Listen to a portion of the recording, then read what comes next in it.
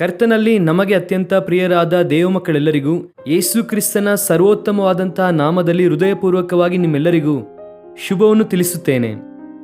ನಮಗೆ ಅಲ್ಲ ದೇವರೇ, ನಮಗೆ ಅಲ್ಲ, ನಿಮ್ಮ ಕೃಪಾ ಸತ್ಯತೆಯ ನಿಮಿತ್ತವಾಗಿ ನಿಮ್ಮ ನಾಮಕ್ಕೆ ಮಹಿಮೆ ಉಂಟಾಗಲಿ ಎಂಬುದಾಗಿ ಭಕ್ತನು ಹಾಡಿದ ಪ್ರಕಾರ ಅನುಕ್ಷಣವೂ ಕೂಡ ನಮ್ಮ ಜೀವಿತದ ಮೂಲಕ ದೇವರಿಗೆ ಮಹಿಮೆ ಉಂಟಾಗಬೇಕೆಂದು, ಆತನ ನಾಮವನ್ನು ಘನಪಡಿಸಬೇಕೆಂದು ದೇವರು ಆಶಿಸುತ್ತಿದ್ದಾರೆ. ದೇವರನ್ನು ಯಾರು ಮಹಿಮೆ ಪಡಿಸುತ್ತಾರೋ ಅವರ ಜೀವಿತದಲ್ಲಿ ದೊಡ್ಡ ಕಾರ್ಯಗಳು ನಡೆಯುತ್ತದೆ. ಯಾಕಂದರೆ ಆತನಲ್ಲಿ ವಿಶ್ವಾಸಿಸುವವರನ್ನು, ದೇವರ ಮೇಲೆ ನಂಬಿಕೆ ಇಡುವಂಥವರನ್ನು ಆತನು ಯಾವತ್ತೂ ಕೈಬಿಡುವುದಿಲ್ಲ.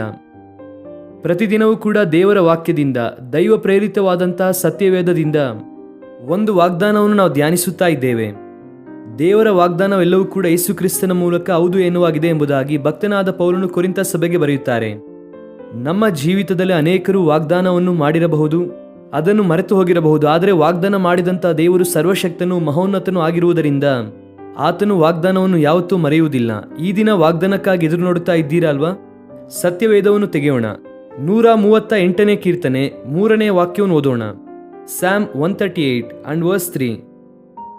ನಾನು ಮೊರೆಯಿಟ್ಟಾಗ ಸದುತ್ತರವನ್ನು ದಯಪಾಲಿಸಿದ್ದಿ, ನನ್ನ ಆತ್ಮಕ್ಕೆ ಬಲ ಕೊಟ್ಟು ನನ್ನನ್ನು ಧೈರ್ಯಪಡಿಸಿದ್ದಿ. In the day when I cried you answered me. ನನ್ನ ಆತ್ಮಕ್ಕೆ ಬಲವನ್ನು ಕೊಟ್ಟು. ತ್ರಾಣ ಅಂದರೆ ಅರ್ಥ ಏನು?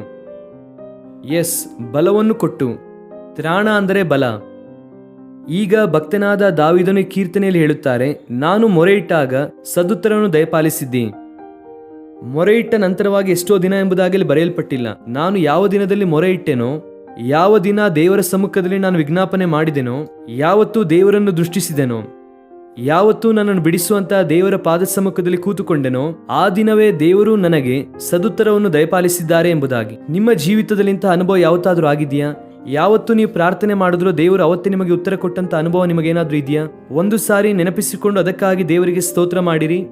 ನಮ್ಮ ದೇವರು ಎಷ್ಟೊಂದು ಕ್ಲೋಸ್ ಆಗಿ ನಮ್ಮೊಂದಿಗೆ ಇದ್ದಾರೆ, ಎಷ್ಟು ಸಮೀಪವಾಗಿ ನಮ್ಮೊಂದಿಗೆ ಇದ್ದಾರೆ ಅಂದರೆ, ಈ ದಿನ ನೀನು ಮಾಡು, ಒಂದು 10 ವರ್ಷವಾದ ನಂತರ 20 ವರ್ಷವಾದ ನಂತರವಾಗಿ ನಾನು ಮಾಡುತ್ತೇನೆ ಎಂಬುದಾಗಿ ದೇವರು ಹೇಳಲಿಲ್ಲ. ಆದರೆ ಕೆಲವು ಸಂದರ್ಭದಲ್ಲಿ ದೇವರು ತನ್ನ ಚಿತ್ತಾನುಸಾರವಾಗಿ ತಡ ಮಾಡಿದರೂ ಕೂಡ, ಅನೇಕ ಸಂದರ್ಭದಲ್ಲಿ ನಾವು ಯಾವ ದಿನ ದೇವರಲ್ಲಿ ಪ್ರಾರ್ಥನೆ ಮಾಡುತ್ತೇವೋ, ಯಾವತ್ತು ನಾವು ದೇವರನ್ನು ದೃಷ್ಟಿಸುತ್ತೇವೋ, ಆ ದಿನವೇ ದೇವರು ನಮ್ಮ ಜೀವಿತದಲ್ಲಿ ದೊಡ್ಡ ಕಾರ್ಯವನ್ನು ಮಾಡುವಂತಹ ದೇವರು.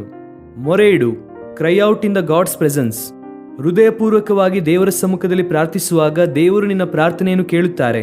ಒಬ್ಬ ದೈವ ಸೇವಕರು ಹೇಳುತ್ತಾರೆ, ಕೆಲವು ಸಾರಿ ಪ್ರಾರ್ಥನೆ ಮಾಡುವುದಕ್ಕೆ ನಮಗೆ ಶಕ್ತಿ ಇಲ್ಲದೆ ಇರುವಾಗ ಕೇವಲ ಕಣ್ಣೀರು ಮಾತ್ರ ನಮ್ಮಿಂದ ಬರುತ್ತಾ ಇದ್ದರೆ ದೇವರು ಆ ಕಣ್ಣೀರನ್ನು ಕೂಡ ಅರ್ಥ ಮಾಡಿಕೊಳ್ಳುತ್ತಾರಂತೆ. ಆಮೇನ್. ಕೆಲವು ಸಂದರ್ಭದಲ್ಲಿ ಪ್ರಾರ್ಥನೆ ಮಾಡುವುದಕ್ಕೂ ಕೂಡ ಶಕ್ತಿ ಸಾಲದೇ ಇರುವಂತಹ ಸಂದರ್ಭವೂ ಬರಬಹುದು. ಕೇವಲ ನರಳಾಡುವುದು ಬಿಟ್ಟರೆ ಬೇರೆ ಏನೂ ಇಲ್ಲ. ಅಯ್ಯ, ನಾನು ಏನು ಮಾಡಲಿ ಎಂಬುದಾಗಿ ಕೆಲವರು ನಿರಾಶೆಯನ್ನು ವ್ಯಕ್ತಪಡಿಸುತ್ತಾರೆ. ಆ ಕಣ್ಣೀರಿನ ಹಿಂದೆ ಇರುವಂತಹ ಬಾಧೆ ಮನುಷ್ಯನಿಗೆ ಗೊತ್ತಾಗದೇ ಇರಬಹುದು, ಆದರೆ ದೇವರಿಗೆ ಗೊತ್ತು. God can understand your groanings. ನಿಮ್ಮ ನಿಟ್ಟುಸಿರನ್ನು, ನಿಮ್ಮ ವೇದನೆಯನ್ನು ದೇವರು ಕೇಳುತ್ತಾ ಇದ್ದಾರೆ. ಮೊರೆಯಿಟ್ಟಾಗ ನೀವು ನನಗೆ ಸದುತ್ತರವನ್ನು ದಯಪಾಲಿಸಿದ್ದಿ, ನನ್ನ ಆತ್ಮಕ್ಕೆ ಬಲವನ್ನು ಕೊಟ್ಟಿದ್ದೀರಾ. ತ್ರಾಣ ಎಂಬುದಾಗಿ ತೆಲುಗಿನಲ್ಲಿ ಬರೆಯಲ್ಪಟ್ಟಿರುವಂತಹ ಮಾತಿಗೆ ಇಂಗ್ಲಿಷಲ್ಲಿ ಸ್ಟ್ರೆಂತ್ ಎಂಬುದಾಗಿ, ಇಬ್ರಿಯ ಭಾಷೆಯಲ್ಲಿ ಓಜಿ ಎನ್ನುವಂತಹ ಪದವನ್ನು ಉಪಯೋಗಿಸಿದ್ದಾರೆ. ಔಜಿ ಅಂದರೆ ಮೈಟ್, ಬಲ ಹಾಗೂ ಪವರ್, ಶಕ್ತಿ ಎನ್ನುವಂಥ 2 ಅರ್ಥಗಳಿರುತ್ತದೆ. ಯೇಸು ಕ್ರಿಸ್ತನ ಬಳಿಗೆ ಬರುವಾಗ ಆತನು ನಮ್ಮ ಆತ್ಮಕ್ಕೆ ಏನು ಕೊಟ್ಟಿದ್ದಾರೆ? ಬಲವನ್ನು ಕೊಟ್ಟಿದ್ದಾರೆ, ಶಕ್ತಿಯನ್ನು ಕೊಟ್ಟಿದ್ದಾರೆ. ಆತನು ಶಕ್ತಿಯುಳ್ಳ ದೇವರು ಆದ್ದರಿಂದ, ಬಲವುಳ್ಳ ದೇವರು ಆದ್ದರಿಂದ ಆತನ ಬಳಿಗೆ ಬರುವವರಿಗೂ ಕೂಡ ದೇವರು ಬಲವನ್ನು ಕೊಡುವವರಾಗಿದ್ದಾರೆ. ಈ ಬಲವು ಯಾತಕ್ಕಾಗಿ ಉಪಯೋಗವಾಗುತ್ತದೆ? ಇತರರನ್ನು ಗಾಯಪಡಿಸುವುದಕ್ಕಾಗಿಯೋ ಅಥವಾ ಅವರಿವರ ಮೇಲೆ ಜಗಳವನ್ನು ಆಡುವುದಕ್ಕಾಗಿಯೋ, ಗಲಾಟೆ ಮಾಡುವುದಕ್ಕಾಗಿ ಅಲ್ಲ ಈ ಶಕ್ತಿ. ಕರ್ತನಾದ ಯೇಸು ಕ್ರಿಸ್ತನು ತನ್ನ ಶಿಷ್ಯರೊಂದಿಗೆ ಮಾತನಾಡುವಾಗ ಹೇಳುತ್ತಾರೆ, ನೀವು ಯೆರೂಸಲೇಮಿನಲ್ಲಿ ಕಾದಿರಿ, ವಾಗ್ದಾನ ಮಾಡಲ್ಪಟ್ಟಿರುವಂಥ ಆತ್ಮಕ್ಕಾಗಿ ಕಾದಿರಿ. ಪರಿಶುದ್ಧ ಆತ್ಮನು ನಿಮ್ಮ ಮೇಲೆ ಬರುವಾಗ ನೀವು ಬಲವನ್ನು ಹೊಂದುವಿರಿ. When Holy Spirit comes upon you, you shall receive power.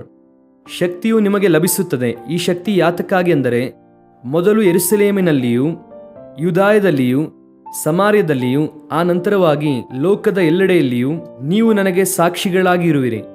ನಿಮಗೆ ಒಂದು ವಿಷಯ ಗೊತ್ತಾ? ದೇವರಿಗೆ ನಾವು ಸಾಕ್ಷಿಗಳಾಗಿ ಜೀವಿಸಬೇಕು ಅಂದರೆ ದೇವರ ಶಕ್ತಿಯು ನಮಗೆ ಅವಶ್ಯವಾಗಿದೆ. ನಮ್ಮ ಬಲ, ನಮ್ಮ ಜ್ಞಾನ, ನಮ್ಮ ಸಾಮರ್ಥ್ಯ ಸರಿ ಹೋಗುವುದಿಲ್ಲ. ಆತನಿಗೆ ಸಾಕ್ಷಿಗಳಾಗಿ ನಾವು ಜೀವಿಸಬೇಕು ಅಂದರೆ, ಆತನ ಮಹಿಮೆಗೋಸ್ಕರವಾಗಿ ನಾವು ಜೀವಿಸಬೇಕಂದ್ರೆ ಪರಿಶುದ್ಧಾತ್ಮನ ಅಭಿಷೇಕ ನಮಗೆ ಅವಶ್ಯ. ಪ್ರತಿದಿನವೂ ಕೂಡ ನಾವು ಪ್ರಾರ್ಥಿಸಬೇಕಾದಂತಹ ವಿಷಯ, lord fill me with your power, fill me with your spirit. ನಿಮ್ಮ ಆತ್ಮದಿಂದ ಬಹಳವಾಗಿ ನಮ್ಮನ್ನು ತುಂಬಿಸಿರಿ ಎಂಬುದಾಗಿ ದೇವರ ಸಮ್ಮುಖದಲ್ಲಿ ಅನುದಿನವೂ ಪ್ರಾರ್ಥಿಸಬೇಕು, ಪರಿಶುದ್ಧಾತ್ಮನ ತುಂಬಿಸುವಿಕೆಗಾಗಿ. ಹಾಗೆ ತುಂಬಲ್ಪಡುವಾಗ ದೇವರ ಸಾಕ್ಷಿಗಳಾಗಿ ನಾವು ಇರುತ್ತೇವೆ. ಆತನ ಮಹಿಮೆಗೋಸ್ಕರವಾಗಿ ನಾವು ಜೀವಿಸುತ್ತೇವೆ. ದೇವರು ತನ್ನ ಶಕ್ತಿಯಿಂದ ನಮ್ಮನ್ನು ತುಂಬಿಸುತ್ತಾರೆ. ಸತ್ಯವೇದದಲ್ಲಿ ಎಷ್ಟೋ ಜನರ ಜೀವಿತದಲ್ಲಿ ಯೇಸು ಕ್ರಿಸ್ತನ ಅದ್ಭುತವನ್ನು ಮಾಡಿದ್ದಾರೆ. ಕಪೆರ್ನೌಮದಲ್ಲಿ ಪೇತ್ರನ ಅತ್ತೆಯು ಜ್ವರದಿಂದ ಬಾಧಿಸಲ್ಪಡುತ್ತಿರುವಾಗ ಯೇಸು ಕ್ರಿಸ್ತನನ್ನು ಮನೆಗೆ ಕರೆದೊಯ್ಯುತ್ತಾರೆ. ಆಕೆಯು ಬಹಳ ಜ್ವರದಿಂದ ವೇದನೆ ಪಡುತ್ತಿದ್ದಾಳೆ. ಯೇಸು ಕ್ರಿಸ್ತನು ಆಕೆಯ ಬಳಿಗೆ ಹೋಗಿ ಆಕೆಯನ್ನು ಮುಟ್ಟಿ ಸ್ವಸ್ಥಪಡಿಸಿದ ಕೂಡಲೇ ಜ್ವರವು ಆಕೆಯಿಂದ ಬಿಟ್ಟು ಹೋಗುತ್ತದೆ. ವಾಕ್ಯವು ಅದರ ಕುರಿತಾಗಿ ದೃಢೀಕರಿಸುತ್ತಾ ಇದ್ದರೆ ಆಕೆಯು ಕೂಡಲೇ ಆತನಿಗೆ ಉಪಚಾರ ಮಾಡಿದಳು, ಸೇವೆ ಮಾಡಿದಳು ಎಂಬುದಾಗಿ ವಾಕ್ಯವು ದೃಢೀಕರಿಸುತ್ತದೆ. ಯೂಶುವಲ್ ಆಗಿ ಜ್ವರ ಹೋದರೂ ಕೂಡ ಸ್ವಲ್ಪವಾದರೂ ಬಲಹೀನತೆ ಇರುತ್ತದೆ ಅಲ್ವಾ? 1-2-3 ದಿನವಾದರೂ ಬಲಹೀನತೆಯಿಂದ ಬಾಧೆ ಪಡುವವರು ಇರುತ್ತಾರೆ. ಆದರೆ ದೇವರ ಶಕ್ತಿಯು ಎಷ್ಟು ಉನ್ನತವಾದದ್ದು ಅಂದರೆ, ಇನ್ಸ್ಟಂಟ್ ಆಗಿ ಆಕೆಯ ಜ್ವರ ಹೋಗುವುದು ಮಾತ್ರವಲ್ಲದೆ ದೇವರ ಶಕ್ತಿಯಿಂದ ಆಕೆಯು ತುಂಬಲ್ಪಟ್ಟು ಉಪಚಾರ ಮಾಡುವುದಕ್ಕೆ ಆರಂಭಿಸುತ್ತಾಳೆ. ಈ ದಿನ ಬಹುಶಃ ನಿಮ್ಮ ಜೀವಿತದಲ್ಲಿ ಈಗಾಗಲೇ ಬಹಳ ಡ್ಯಾಮೇಜ್ ಆಗಿದೆಯಾ? ನೀವು ಮಾಡುತ್ತಾ ಇರುವಂತಹ ಪಾಪದ ನಿಮಿತ್ತವಾಗಿ, ಅವಿಧೇಯತೆ ನಿಮಿತ್ತವಾಗಿ ಎಷ್ಟೋ ವಿಧವಾಗಿ ನಿಮ್ಮ ಜೀವಿತದಲ್ಲಿ ಪತನಾವಸ್ಥೆಗೆ ಹೋಗಿದೆಯಾ? Give your life to Jesus. ಕರ್ತನಿಗೆ ನಿನ್ನ ಜೀವಿತವನ್ನು ಒಪ್ಪಿಸು. ದೇವರೇ ನಿನ್ನ ಶಕ್ತಿಯಿಂದ ತುಂಬಿಸು ಎಂಬುದಾಗಿ ಪ್ರಾರ್ಥಿಸು. ನಿಮ್ಮ ಆತ್ಮಕ್ಕೆ ಬಲ ಕೊಡುವಂತಹ ದೇವರು ಆತನು. ಹಾಗೆ ಕೊಡುವಾಗ ನೀನು ದೇವರ ಮಹಿಮೆಗೋಸ್ಕರ ಜೀವಿಸುತ್ತೀಯಾ? ಒಂದು ದೊಡ್ಡ ಬದಲಾವಣೆಯು ನಿಮ್ಮ ಜೀವಿತದಲ್ಲಿ ಸಂಭವಿಸುತ್ತದೆ. ದೇವರ ಸಾಕ್ಷಿಗಳಾಗಿ ಜೀವಿಸುತ್ತೀರಾ. ಯಾವಾಗ ನಿಮ್ಮ ಆತ್ಮಕ್ಕೆ ದೇವರು ಬಲವನ್ನು ಕೊಡುತ್ತಾರೋ, ಬಲವು ಯಾವಾಗ ಬರುತ್ತದೋ ದೊಡ್ಡ ಧೈರ್ಯ ಬಂತು ಎಂಬುದಾಗಿ ಭಕ್ತನು ಹೇಳುತ್ತಾನೆ. ನನ್ನ ಆತ್ಮಕ್ಕೆ ಬಲವನ್ನು ಕೊಟ್ಟು ನನ್ನನ್ನು ಧೈರ್ಯಪಡಿಸಿದ್ದಿ. Praise the Lord, hallelujah. ಈ ದಿನ ಯಾವ ಧೈರ್ಯಕ್ಕೋಸ್ಕರವಾಗಿ ಪ್ರಾರ್ಥನೆ ಮಾಡುತ್ತಿದೆಯೋ, ಎದುರು ನೋಡುತ್ತಾ ಇದೆಯೋ, ದೇವರು ನಿನಗೆ ಧೈರ್ಯ ಕೊಡುವಾತನು. ನಿನ್ನಲ್ಲಿರುವಂತಹ ಪ್ರತಿ ಭಯವನ್ನು ತೊಲಗಿಸಿ, ಭಯಕಲ್ಪಿತವಾದಂತಹ ವಾತಾವರಣವೆಲ್ಲವನ್ನು ಕೂಡ ದೇವರು ತೊಲಗಿಸಿ ದೊಡ್ಡ ಧೈರ್ಯವನ್ನು ಆತನು ನಿಮ್ಮ ಹೃದಯದಲ್ಲಿ ಹುಟ್ಟಿಸುತ್ತಾರೆ. ದಾವೀದನು ತನ್ನ ದೇವರ ನಿಮಿತ್ತವಾಗಿ ಧೈರ್ಯಪಡಿಸಿಕೊಂಡನೆಂಬುದಾಗಿ ದೇವರ ವಾಕ್ಯದಲ್ಲಿ ಹೇಳಿರುವ ಪ್ರಕಾರ ನಮ್ಮ ಧೈರ್ಯ, ನಮ್ಮ ಆಶ್ರಯ, ನಮ್ಮ ಆಧಾರ, ನಮ್ಮ ಕಾನ್ಫಿಡೆನ್ಸ್ ಎಲ್ಲವೂ ಕೂಡ ನಮ್ಮ ಕರ್ತನೆ. ಆತನನ್ನು ದೃಷ್ಟಿಸುವಾಗ ಒಳಿತಿನಿಂದ ನಮ್ಮ ಜೀವಿತವು ತುಂಬಲ್ಪಡುತ್ತದೆ. ಪ್ರಾರ್ಥನೆ. ಪ್ರೀತಿಯುಳ್ಳ ತಂದೆ, ನಮ್ಮ ಆತ್ಮಕ್ಕೆ ಬಲವನ್ನು ಕೊಡುವಂತಹ ದೇವರು ನೀವಾಗಿದ್ರೆ ಅದಕ್ಕಾಗಿ ನಿಮಗೆ ಸ್ತೋತ್ರ. ನಾವು ಮೊರೆ ಇಡುವಂತಹ ದಿನದಲ್ಲೇ ನಮ್ಮ ಮೊರೆಯನ್ನು ಆಲಿಸುವಂತಹ ದೇವರಾಗಿದ್ದರೆ ಅದಕ್ಕಾಗಿ ನಿಮಗೆ ಸ್ತೋತ್ರ. ನೀವು ಎಷ್ಟು ಕ್ಲೋಸ್ ಆಗಿ ನಮ್ಮೊಂದಿಗೆ ಇದ್ದೀರಾ, ಎಷ್ಟು ಸಮೀಪವಾಗಿ ನಮ್ಮೊಂದಿಗೆ ಇದ್ದೀರಾ. ಅನೇಕ ಸಾರಿ ನೀವು ಎಲ್ಲೋ ದೂರವಾಗಿದ್ದೀರಾ ಎಂಬುದಾಗಿ ಅಂದುಕೊಳ್ಳುತ್ತೇವೆ. ಆದರೆ ಕರ್ತನೆ, ನಿಮ್ಮ ವಾಕ್ಯದ ಮೂಲಕವಾಗಿ ಪದೇ ಪದೇ ನಮ್ಮೊಂದಿಗೆ ಮಾತನಾಡುತ್ತಾ ಇದ್ದೀರಾ, ನೀವು ನಮಗೆ ಸಮೀಪವಾಗಿದ್ದೀರಾ ಎಂದು. ನಮ್ಮ ಪ್ರಿಯರು ಯಾರ್ಯಾರು ಈ ದಿನದಲ್ಲಿ ತಮ್ಮ ಹೃದಯವನ್ನು ತೆರೆದು ಮೊರೆ ಇಡುತ್ತಾ ಇದ್ದಾರೋ ಅವರ ಆತ್ಮವನ್ನು ಬಲದಿಂದಲೂ ಶಕ್ತಿಯಿಂದಲೂ ತುಂಬಿಸಿ ನಿಮ್ಮ ಧೈರ್ಯವನ್ನು ಅವರಿಗೆ ದಯಪಾಲಿಸಿರಿ.